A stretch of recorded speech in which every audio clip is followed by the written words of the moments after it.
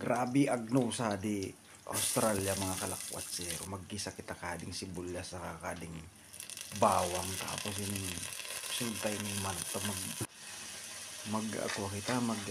gata kita sa ang sitaw yan sa Bicol Express sa kabutangan tali sa kadakula sa sili saka unini ang alamang tapos gataan ta.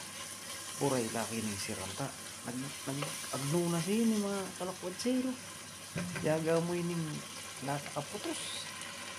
Oh, magluto kita kading malang anghang ta. Kung ini bagay sini. Grabe ning agno ining butang ta sa malakad ako la sili tapos buhusan ta sa gata. Yan, buhusan ta sa gata tapos ano ini ang pang-ultimo tading sili. Buray na niya naniram na ining mga pistol ini naglagi ni kabagay sin nag-agno ng lugar mga pistol.